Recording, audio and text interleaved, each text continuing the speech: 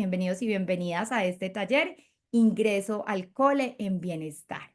Un taller dirigido para aquellos papás o aquellas mamás o aquellas profes que van a recibir próximamente a esos chiquitos que ingresan al jardín prontico la otra semana o que ya ingresaron esta semana, esos papás que están a punto de dar ese primer paso de desapegarse de sus hijitos por primera vez, pero también tenemos papás y mamás de niños y niñas a quienes les cuesta un poquito más el proceso de adaptación.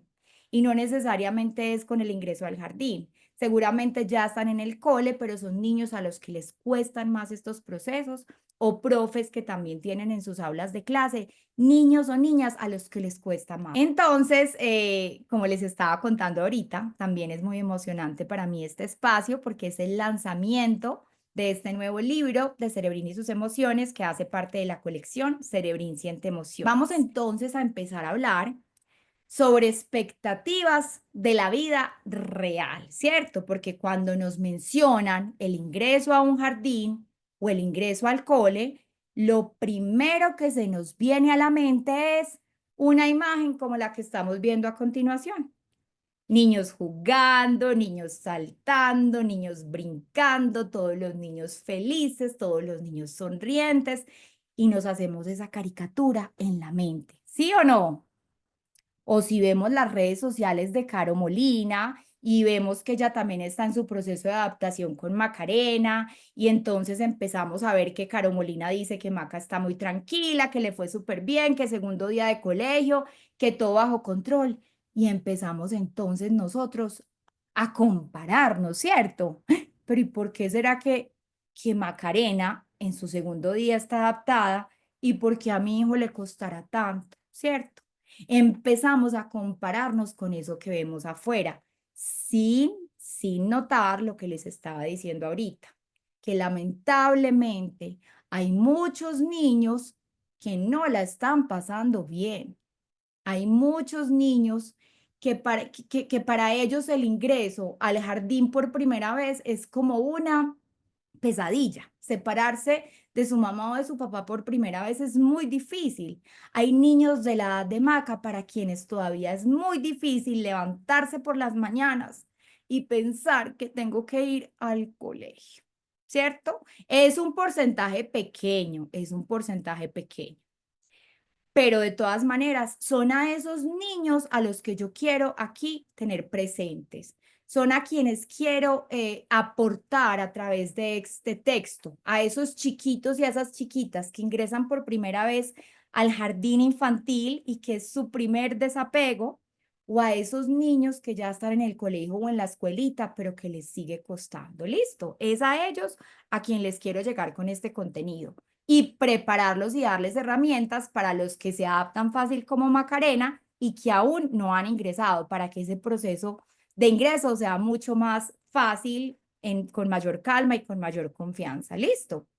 Entonces, más o menos si habláramos como de expectativas, podríamos decir que de 10 niños que ingresan a un jardín o a un colegio por primera vez, aproximadamente entre 3 y 4 a 4 les cuesta. Quiere decir que son 3 o 4 niños que se van a demorar un poquito más, que les va a costar más, que va a ser más difícil para ellos. Entonces, qué rico también poder pensar en esa minoría de esos niños que hoy están sufriendo o que se están conectando desde la ansiedad porque tienen que entrar al jardín o porque tienen que entrar al colegio. Y yo me imagino que ustedes entonces empieza esa cabeza de las mamás y los papás y de las mismas profes a dar vueltas y empieza ese cerebrín con ese pensamiento automático y con ese diálogo interior, pero ¿y por qué me pasa esto a mí y a la vecina no o a la influenciadora no? Lo primero que se nos viene a la cabeza es porque soy una mala madre, porque soy un mal padre. Esto es incorrecto. O seguramente la suegra ya les ha echado ahí el- la indirecta diciéndoles que es que eso pasa porque los estás malcriando. O seguramente como profes también ustedes pueden pensar que esto está pasando porque yo no estoy siendo lo suficientemente segura para este niño o esta niña, ¿cierto? Pues esto también es mentiras, no tiene que ver con la malcriada o con la mala crianza que ustedes estén dándole a sus hijos. Esto tiene una una razón científica que yo hoy les quiero entregar. Esto se da por algo que los psicólogos y las psicólogas denominamos la ansiedad por separación. Un concepto que es normal, hace referencia a una etapa de desarrollo normal que se produce en los niños cuando sienten ansiedad al alejarse de su cuidador primario. ¿Quién es su cuidador primario? Esa persona que siempre está ahí para ayudarles a suplir sus necesidades. Por lo general es mamá, papá o abuelitos, ¿cierto? O cuidadores.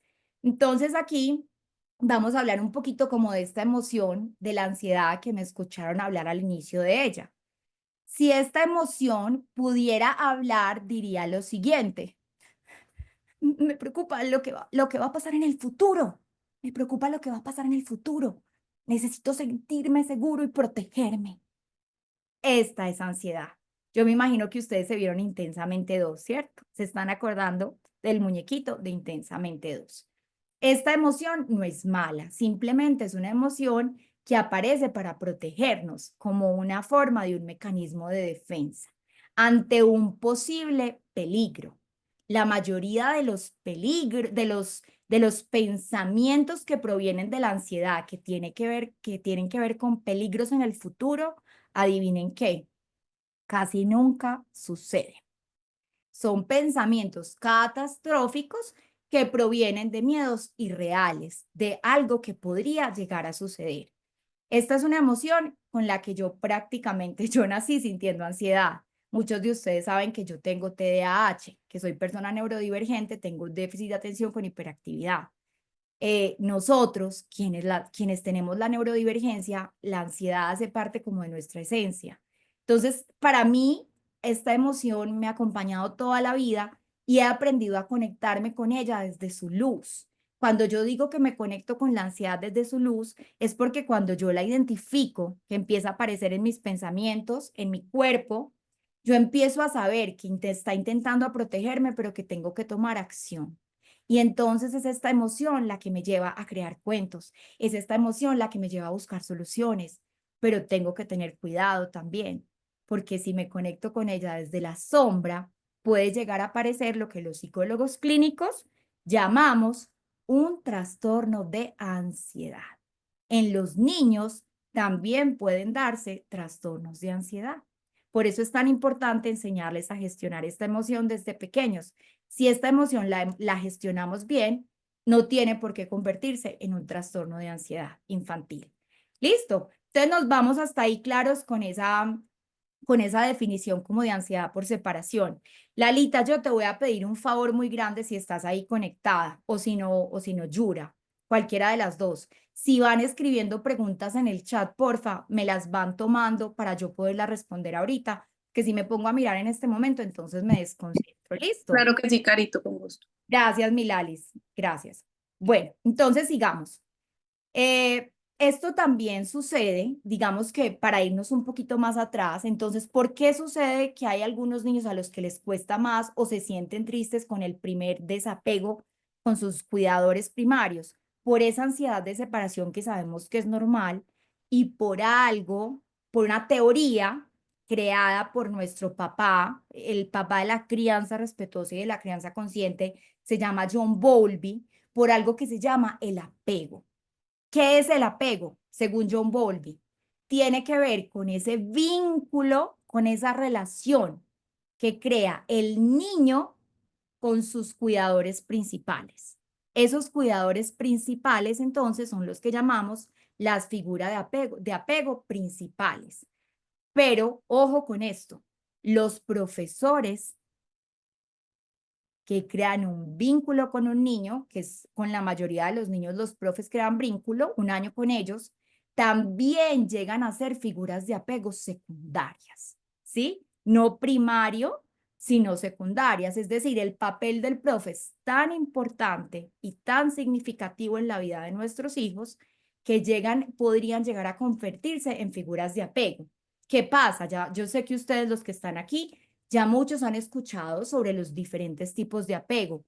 Yo no me voy a meter en terminología clínica porque me salgo del tema del taller, pero rápidamente, como para explicarles y para que quede un poquito claro. Hay unos apegos que son inseguros y hay otro apego que es un apego seguro, ¿sí? El apego que yo promuevo y el que promovía John Bowlby y que se promueve desde la crianza respetuosa es un apego seguro. ¿Qué es lo que traduce el apego seguro? ¿Qué quiere decir el apego seguro? Es esa confianza que el niño siente en su figura de apego, en su papá, en su mamá. Es ese vínculo sano que ha creado con esa figura de apego y es eso lo que le va a dar las bases para que mañana esa confianza que encontraba en papá y mamá la encuentre en él mismo.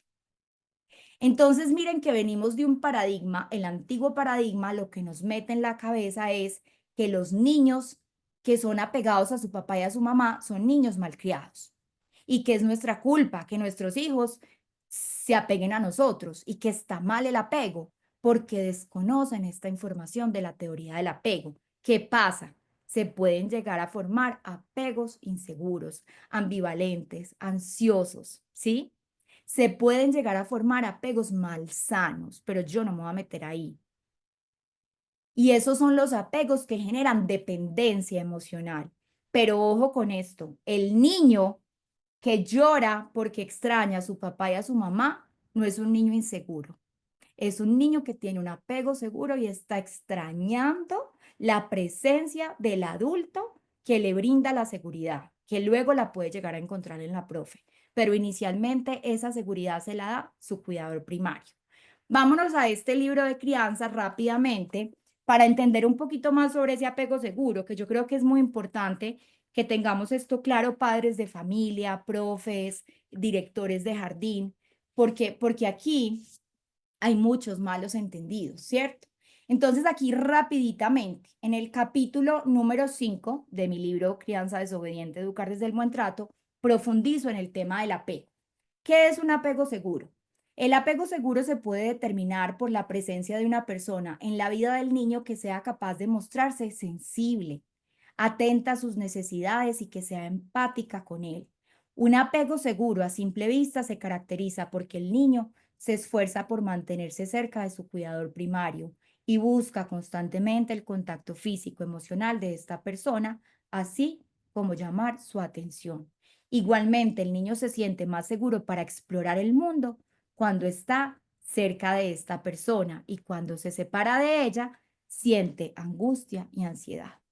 Es decir, nuestros hijos no están enfermos porque sientan ansiedad o ganas de llorar en su primera infancia cuando se alejan de nosotros.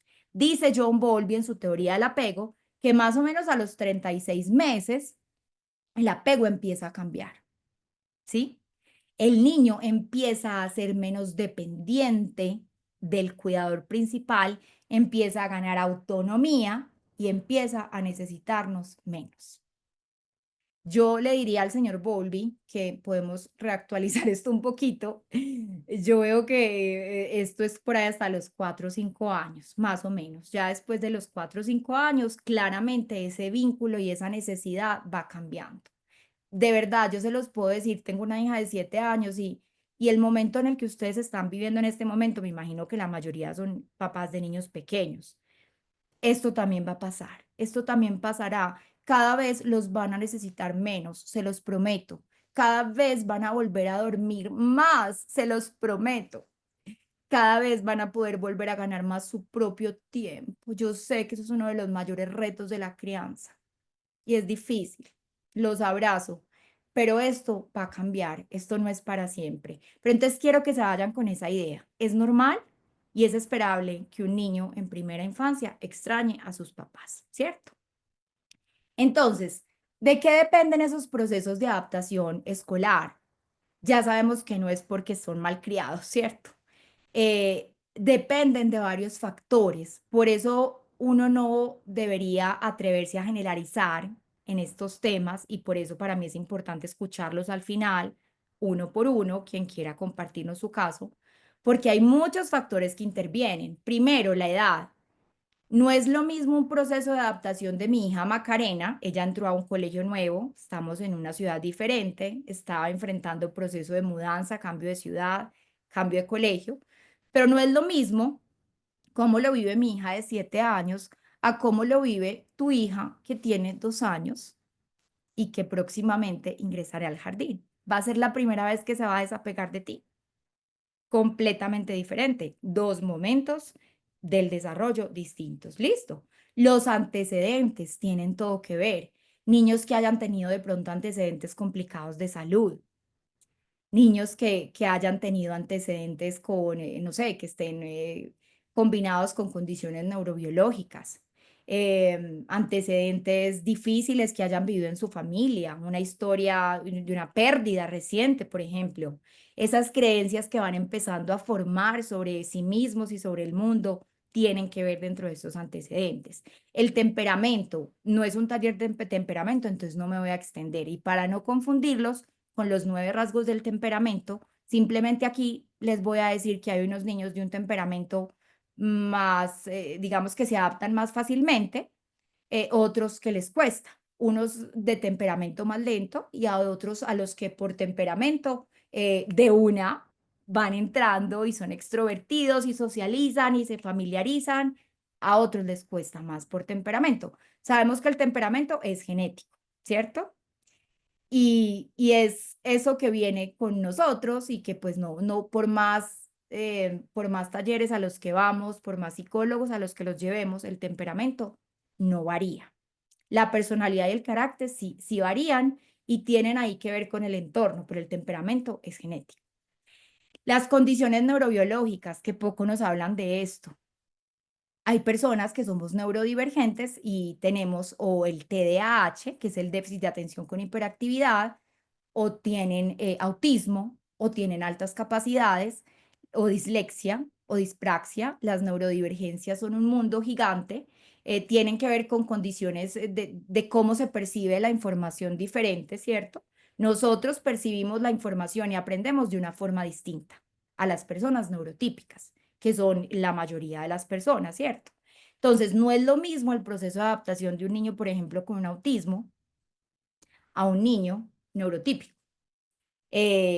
No necesariamente el niño con autismo tiene que ser más lento en su adaptación. A veces vemos que es al contrario, pero es importante tener en cuenta la condición neurobiológica, ¿cierto? No podemos aplicar lo mismo para los 25 niños del aula, porque cada niño es un cerebrín diferente.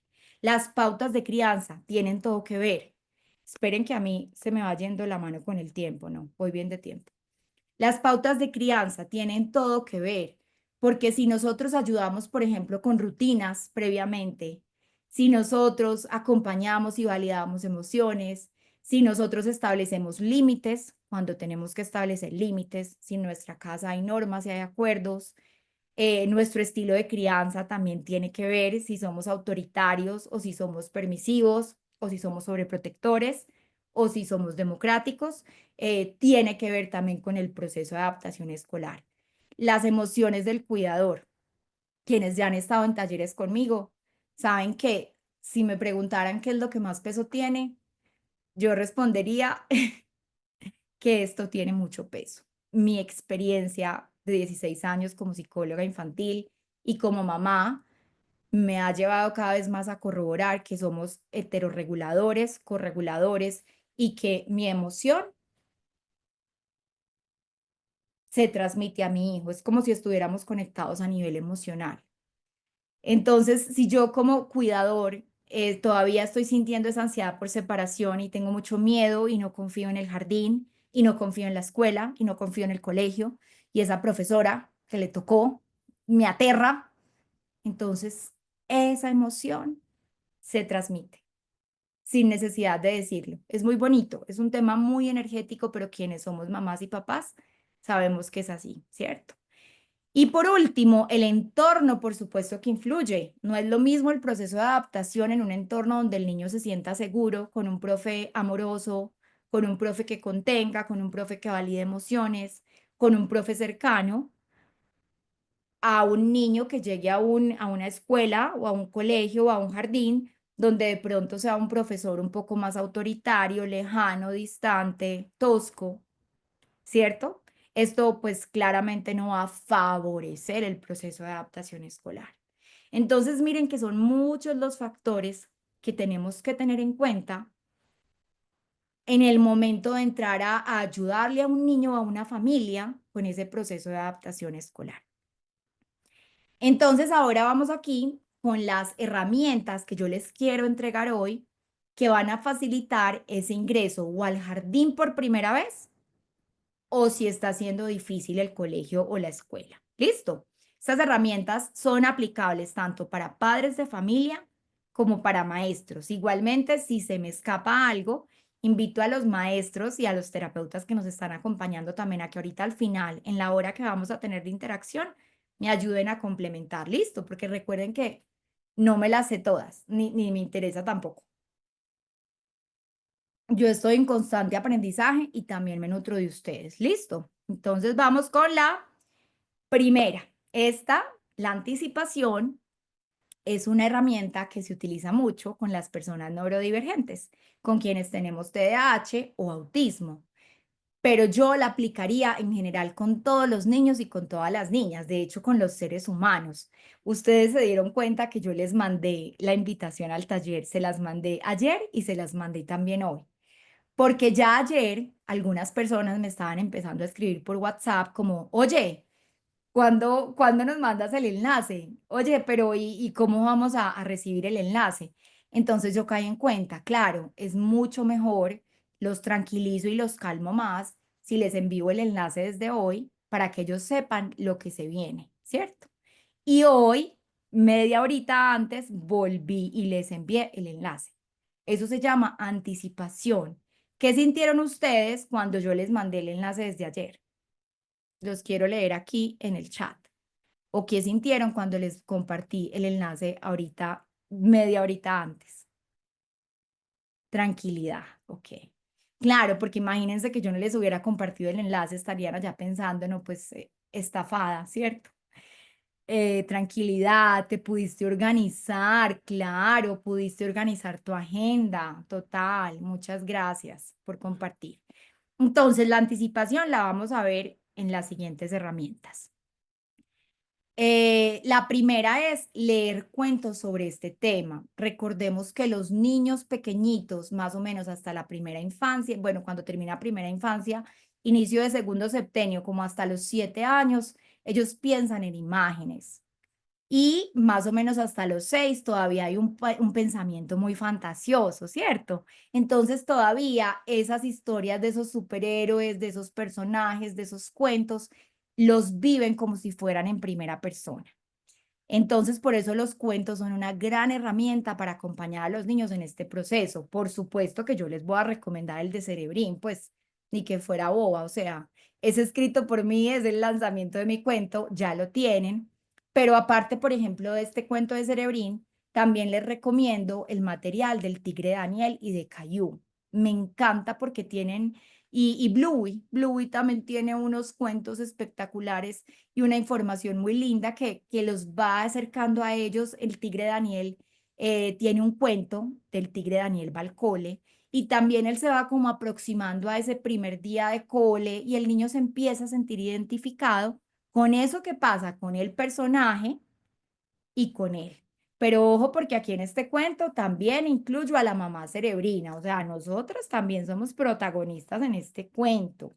Y se van a encontrar que aquí en este cuento no solamente le voy a mostrar a los niños qué hacer con su emoción, sino que también para ustedes seguro que se van a llevar un mensaje lindo cuando lo lean y quiero que me compartan. Caro, caí en cuenta de esto. Ay, Caro, me sirvió esto. Caro, me vi ahí. Listo, porque también las tengo en cuenta ustedes. Qué pena con los papás.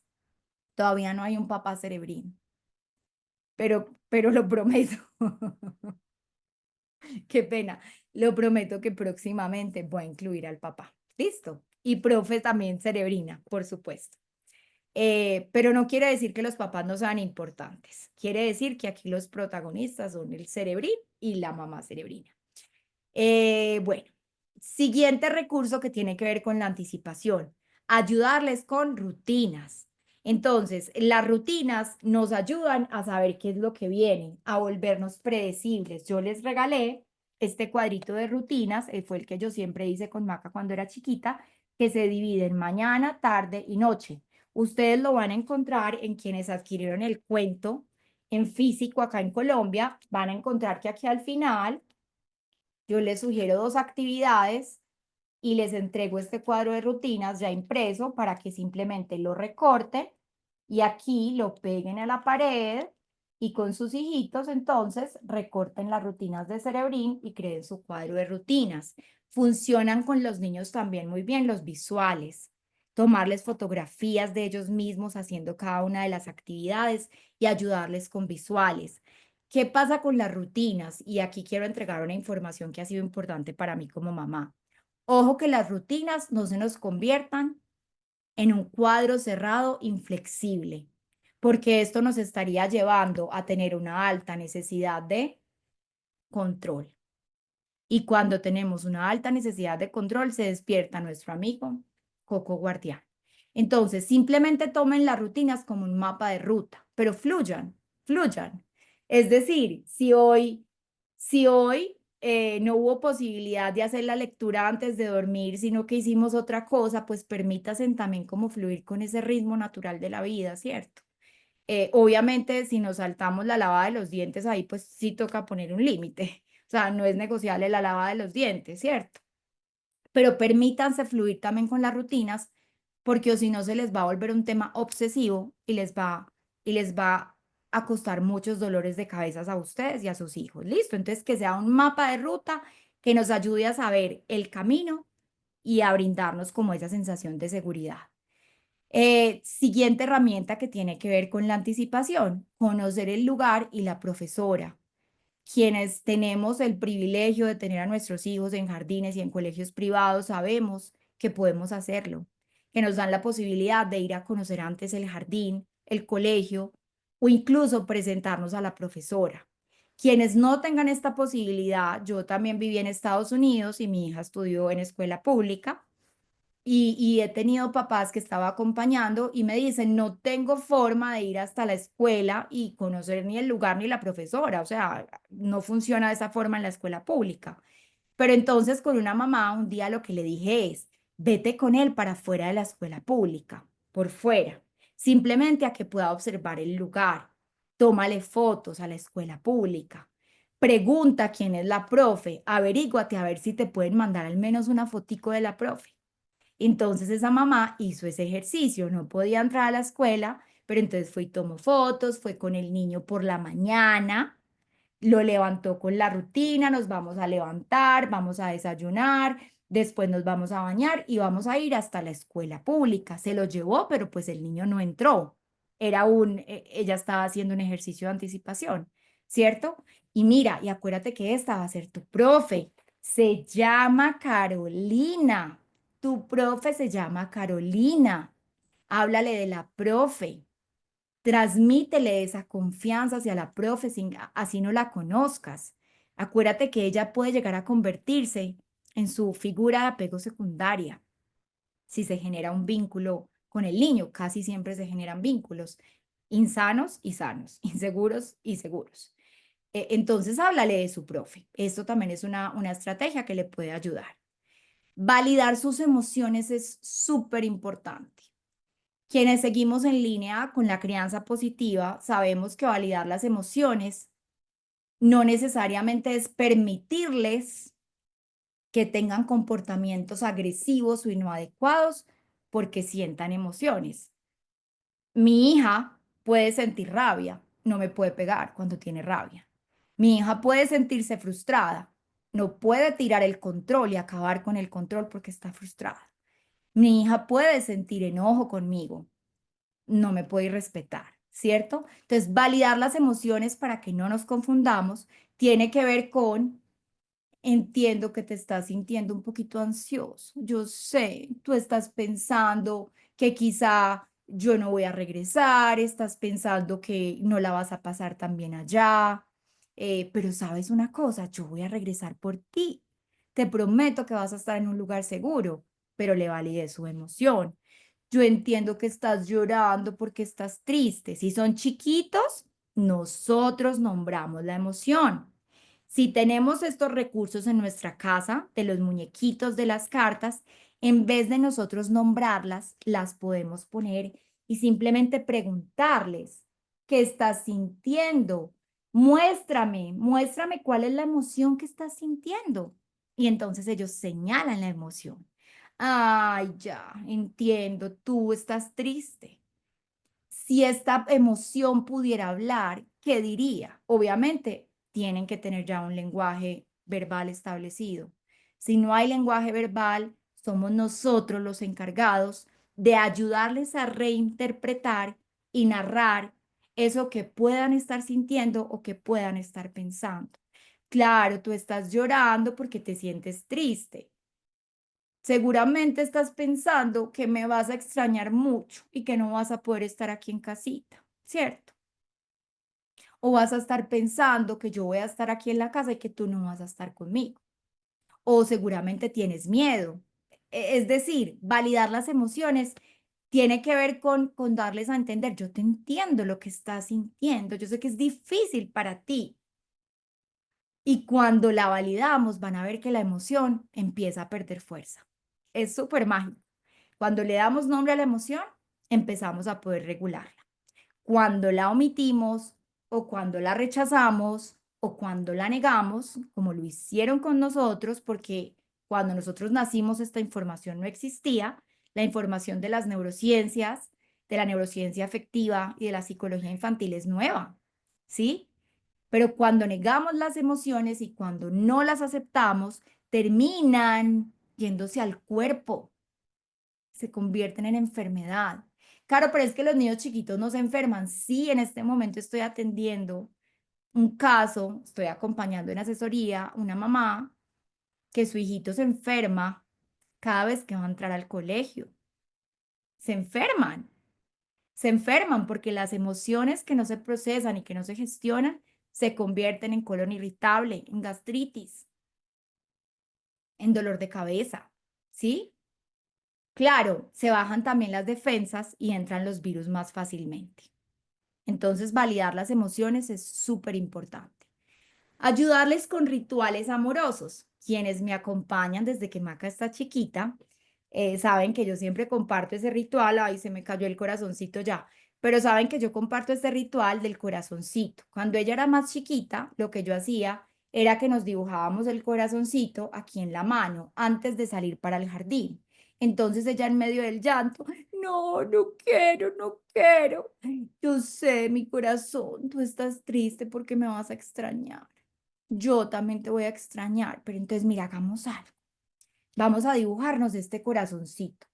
Tú me dibujas este y me lo pintas y yo te dibujo a ti uno en tu mano y mientras que nos lo íbamos pintando e íbamos haciendo el ritual, la emoción iba disminuyendo.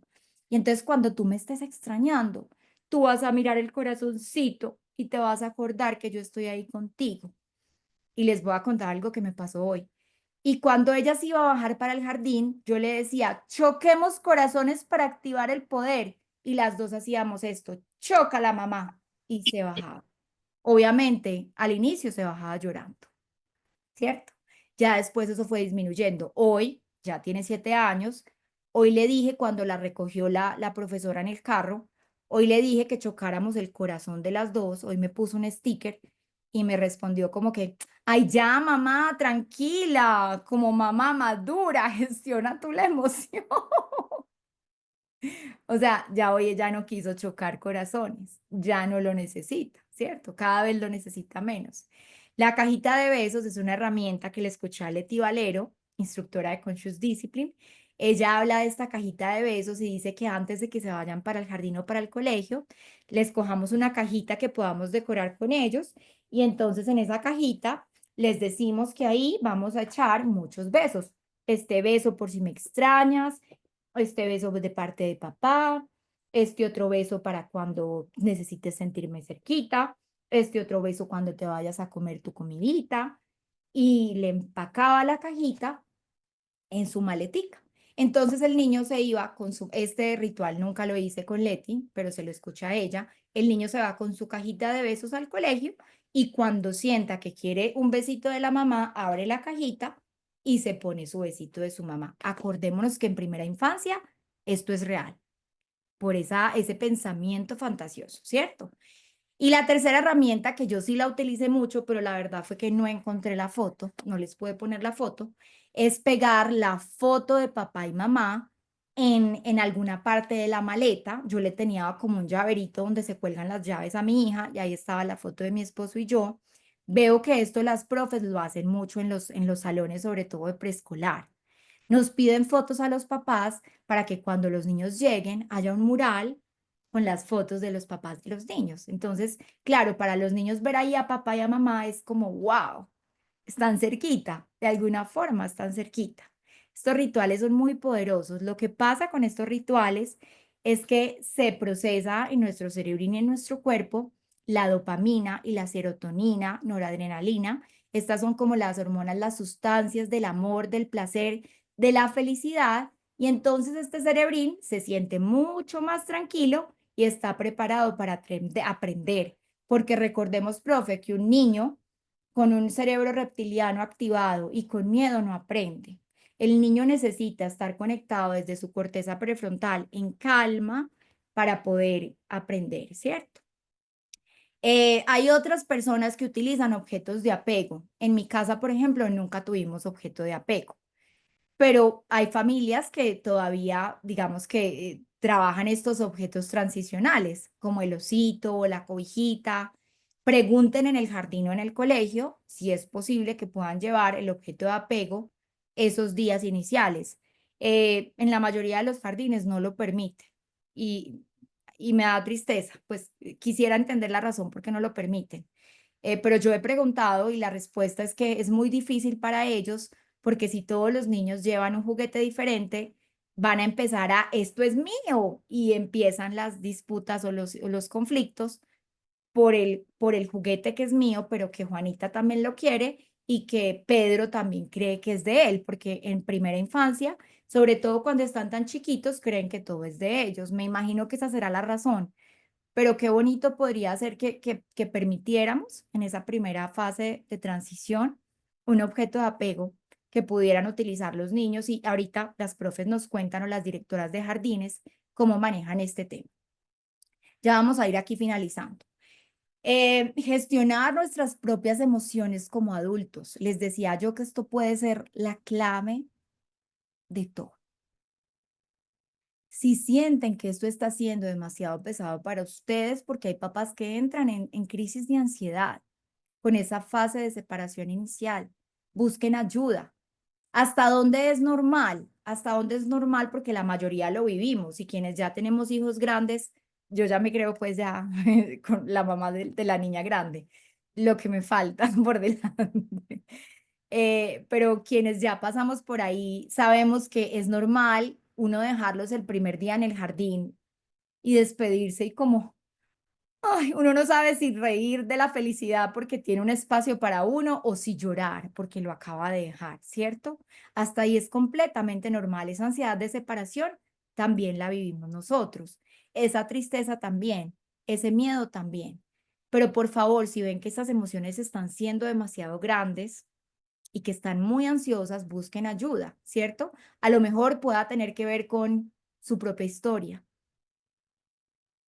con momentos de su infancia que están reviviendo, con ansiedades o depresiones que de pronto tengan dormidas y que vuelvan y reaparezcan en esta etapa, ¿cierto? Gestionar sus propias emociones va a facilitar que los niños puedan vivir también ese proceso de una forma más tranquila y en mayor bienestar. Ahora, gestionar las emociones no quiere decir no sentirlas. Hay un concepto hermoso que aprendí de mi mentor Rafael Vizquerra, español, y él habla de la honestidad emocional. Está bien decirle a tu hijo, ¿sabes una cosa? Yo también siento ansiedad en ocasiones. Yo también estoy pensando que de pronto no la vas a pasar bien en el colegio. Yo también a veces siento tristeza y siento mucha tristeza de tenerme que separar de ti. Yo a veces también en la noche tengo un poquito de miedo. Honestidad emocional es mostrarle a nuestros hijos que nosotros también somos seres emocionales, pero que entonces cuando reconozco esa ansiedad, entonces le puedo decir, yo a veces también tengo esos pensamientos de que te va a pasar algo en el jardín, pero sabes una cosa, en ese momento a mí me sirve ponerme a orar. Y entonces yo hago una oración. Y después de que yo hago esa oración y miro tu fotico y miro el corazoncito, ay, yo ya me siento tranquila, yo ya me siento en paz. En ese momento, cuando yo estoy ansiosa, yo me pongo entonces a escribir o me pongo a dibujar lo que estoy sintiendo o llamo a alguien y hablo de lo que estoy sintiendo. Y luego de que hago eso, ya me siento tranquila, ¿cierto? Es mostrarles que nosotros también sentimos emociones y que sabemos qué hacer cuando aparecen esas emociones. Acuérdense que quienes tengan las cartas, en las cartas de Cerebrín, están el significado y el mensaje de cada emoción y formas de gestionar cada emoción. Recordemos que somos correguladores, ¿cierto? Todo el tiempo estamos ahí en esa conexión bonita, que es una conexión a nivel emocional. Esto lo que va a lograr es poderles transmitir esa confianza que van a necesitar para poder ellos también lograr este proceso de adaptación. Si yo pudiera hoy decirles a ustedes, papás y mamás que van a empezar el proceso, hagan equipo con sus profes, hagan equipo, confíen, nos cuesta mucho confiar en la profe, nos cuesta mucho como papás confiar en el jardín. Nos cuesta mucho confiar en el colegio y más cuando practicamos crianza respetuosa o crianza consciente, porque estamos esperando que allá hagan lo mismo que hacemos nosotros y que sean perfectos cuidadores. Confíen que esa profe está haciendo lo mejor que puede. Ahora, si ven algún tipo de abusos o algún tipo de maltrato, tienen todo el derecho a poner límites y a usar su gran voz para defender a sus hijos. Pero lo que yo les podría decir hoy es, hagan equipo con la profe. Las profes son aliadas del proceso. Ellas están ahí para acompañarnos. Muy poquitas están ahí para hacernos la vida difícil. Y ya para ir cerrando, entonces, ¿cuánto tiempo se podrá demorar un niño o una niña en adaptarse? Yo no podría ser tan culebrera y mentirosa de decirles en este taller se va a demorar 8 días o 10 días o 2 meses o un mes, porque tu hijo es un mundo diferente, es un universo completamente diferente y no sé cómo vaya a vivir tu proceso. Sí te aseguro que si pones en práctica estas herramientas que te acabo de entregar, seguramente ese proceso de adaptación y ese ingreso al jardín, ese ingreso al cole, va a ser mucho más tranquilo y lo vas a poder vivir con menos estrés. Y entonces, claro, ¿y qué hago si la cosa se complica? Primero, recordemos que la cosa se complica con los niños, la notamos a través de lo que llamamos malos comportamientos, ¿cierto? Entonces, si tu hijo lleva ya un mes, 2 meses en el jardín y la cosa empieza a complicarse, es decir, los desbordes emocionales aumentan, está más irritable, si ya había controlado esfínteres, vuelve y se retrocede, si está teniendo pesadillas, si ves que algo está pasando con el niño y que tiene cambios profundos en su comportamiento, es porque seguramente esto le está costando más de la cuenta, ¿sí? Ellos no lo verbalizan y no dicen, mamá, ayuda. No, lo demuestran es a través del comportamiento. Si eso está pasando, busquen ayuda. Busquen la ayuda de un psicólogo infantil, busquen la ayuda de un pediatra, busquen la ayuda de un profesional de la salud que los pueda acompañar en este proceso. Si quieres adquirir mi cuento Cerebrín va al cole y siente ansiedad, en la descripción de este video te dejo toda la información. Recuerda que lo puedes encontrar en inglés y en español. En Colombia, en México, en España, en Estados Unidos y a cualquier rincón del mundo podremos llegar. Escucha. Cerebrín, su primer día de colegio vivirá. Ansiedad llegó queriendo ayudar, pero sus temerosas ideas lo hicieron dudar. Por suerte, mamá Cerebrina actuó y a la dita de la calma pronto llamó. Así Cerebrina halló su valor y llegó al colegio con menos temor. Calma y confianza llenaron su andar. Un día de aprendizajes estaba por empezar. Déjenme mostrarles un poco de lo que van a encontrar al interior de este libro, escrito por mí en rima e ilustrado por mi hija Macarena. Por aquí estamos, entonces vemos que Cerebrín experimenta una serie de emociones junto con su mamá. También vemos que llega el hadita de la calma con su semáforo para ayudar. Esperamos que este cuento, estas herramientas puedan aportarles en su proceso.